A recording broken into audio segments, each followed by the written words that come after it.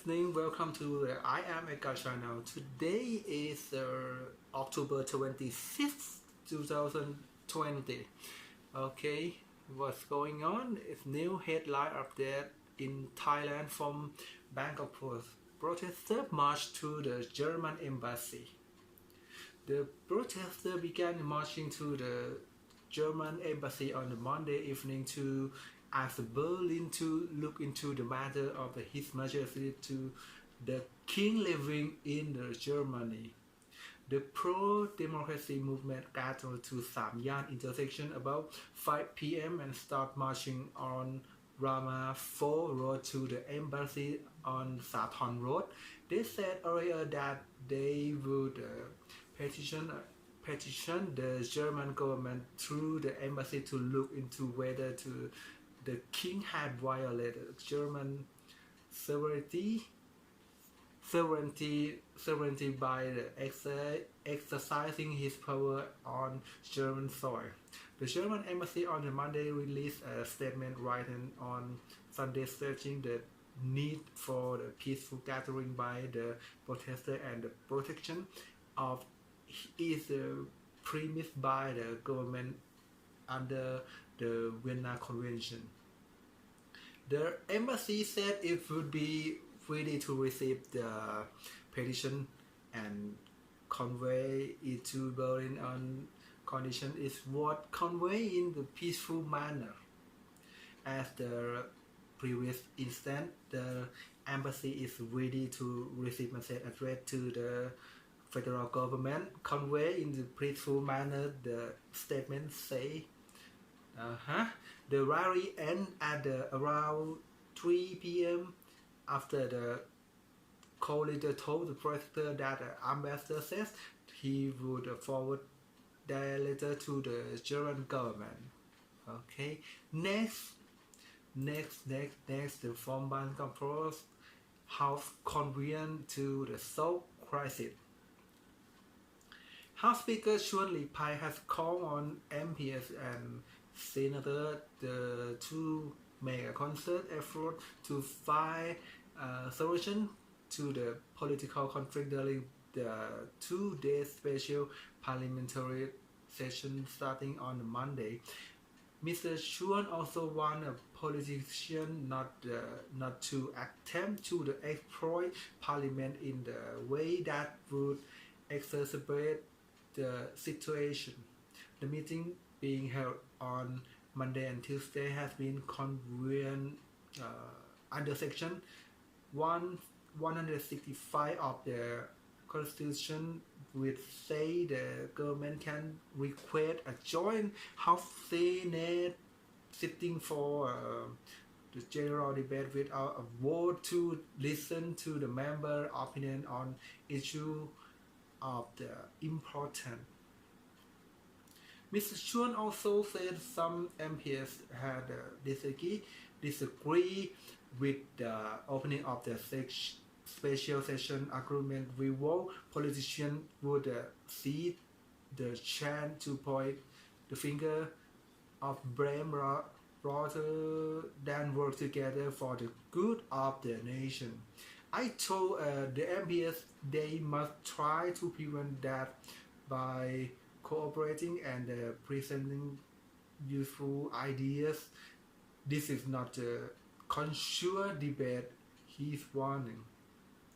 Commenting on security arrangement in case anti-government demonstrators turn up and the parliament while the House is in the session, Mr. Chun said he was confident to the situation would not become violent. The reinforcement from the police force or military would not he need. And Mr. Arthakon Siri Latthayakon, a list MP for the ruling Palang Pracharat Party PPRP and the government whip said the coalition party have been instructed to make sure enough MP attend the meeting to make up to quorum. Monday session is scheduled to start at 9:30 a.m. and end 10 p.m., taking 12 hours and 30 minutes. And it will be held openly, not behind closed door, Mr. Atakan says. MPS will be allowed to speak and offer the government suggestion on the how to tackle the problem, he said, adding the government and the PPRP have the prepared information to present to the meeting.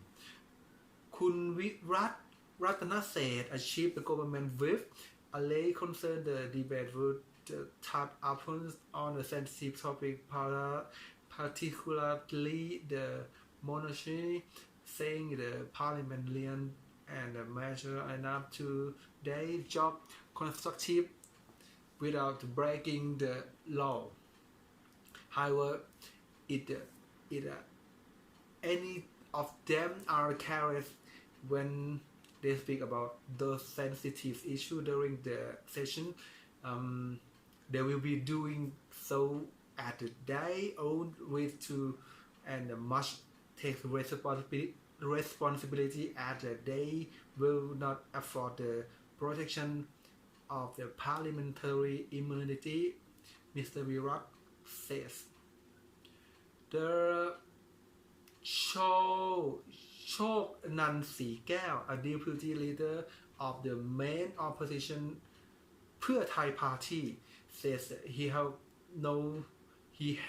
out no hope the debate would help end the conflict as a cabinet which proposed the motion seeking to open the special session had already blamed the protester for the crushing the problem that would be help anything moved forward.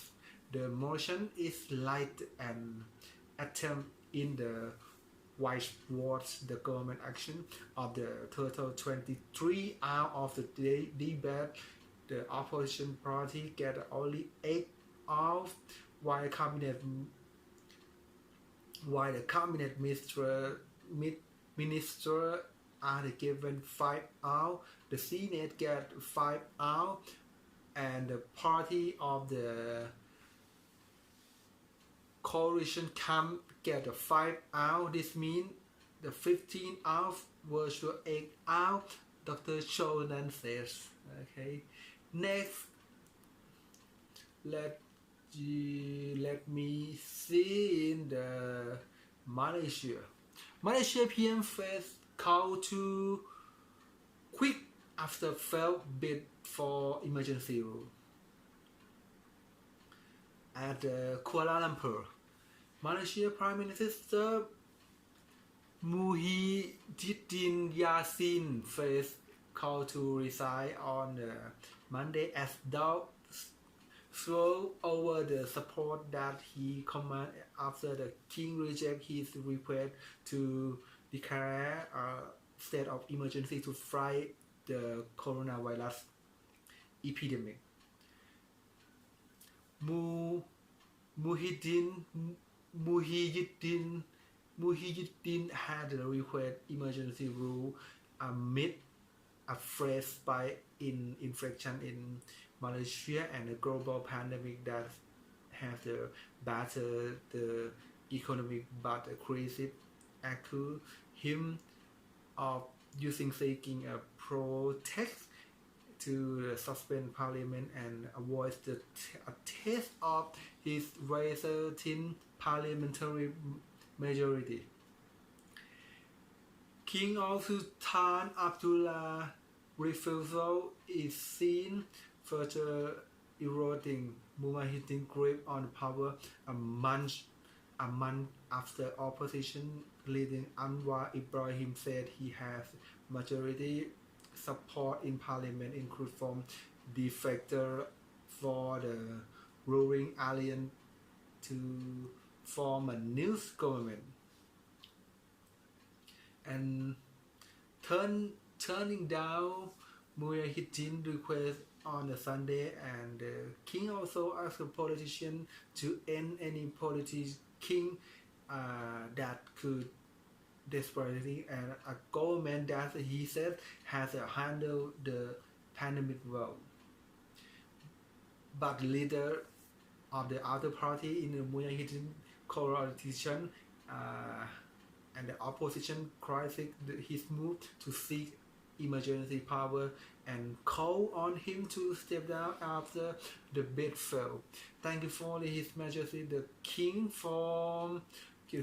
was not influenced by the political camp that could drag the country in the more critical territory, said Ahmad Put Sarkachi, a senior leader in the United Malaysia National Organization UNNO, the largest party in the ruling coalition, said in the post on Facebook.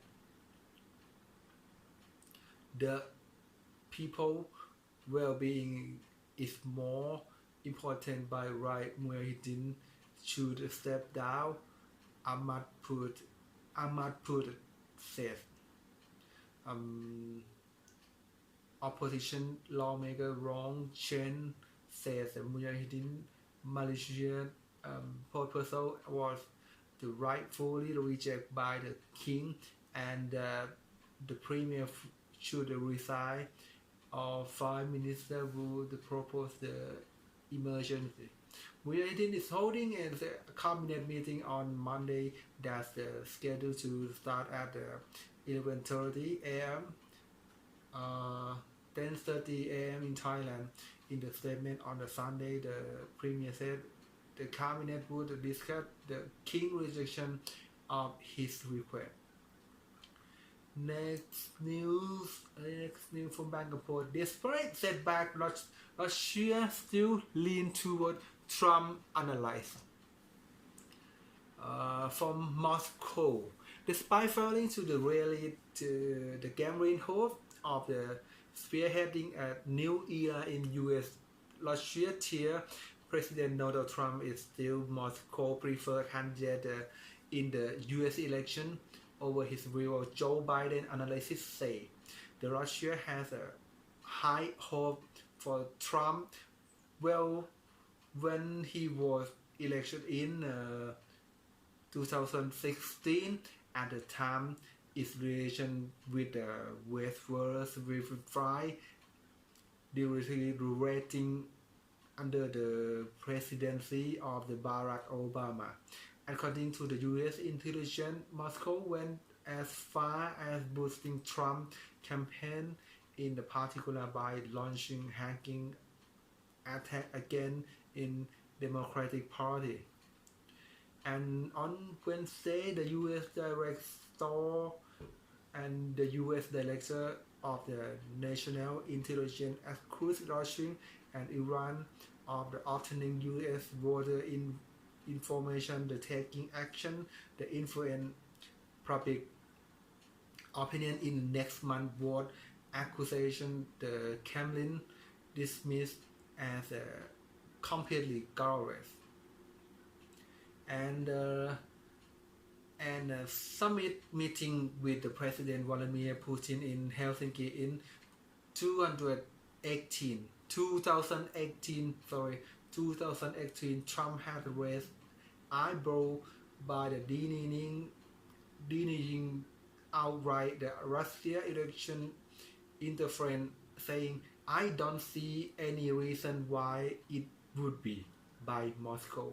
But Trump was not a president to break the impasse in Russia-American relations, say Maria Lippman of the Hona Asia Research Center, not come true.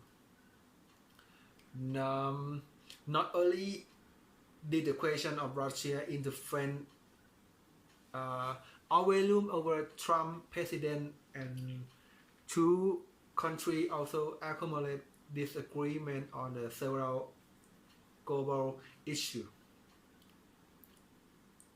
Washington has stepped up its military deployment in Syria after tension with Russia, which is the main backer of the regime of the President Bashar al-Assad. The United States also withdrew from the two major international accords, the Iran nuclear deal and Open Ski Treaty, and pull out from a contemporary arms control agreement with Russia, the intermediate rank nuclear force INF-TC. And moreover, Washington imposed sanctions on the company involved in the construction of the Nord Stream 2 gas pipeline, a joint venture between Russia and Germany, and stepped up sanctions targeting allies of the Moscow, including Venezuela and the ex-Soviet Republic of the Belarus.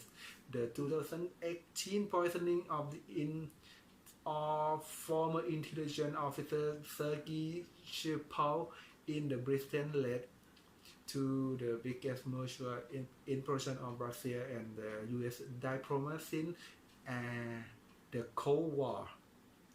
At the Helsinki summit, Putin famously admitted that he has won Trump to win in 2016 election, but in the interview with the Russian TV in early October, Putin complained that since to start at the Trump administration, Russia has been targeted by sanctions 46 times. This includes the imposition of new sanctions, of the expansion of the already existing measurement. You have to look at the things objectively, he said. The intention President Trump spoke of the earlier have not come true.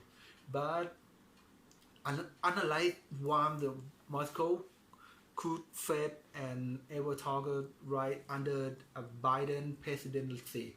After the usual rhetoric of the Democrats with everybody heard in past 4 years, it would be logical if they demand torture sanctions, says Alexander Bunov of the Carnegie Center in Moscow. Benefit of choice.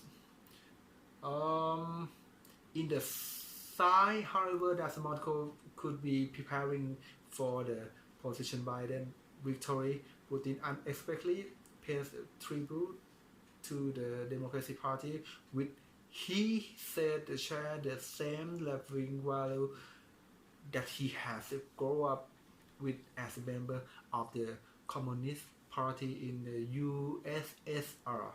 He's even praised candidate Biden because his vote in favor of the extending a landmark nuclear treaty.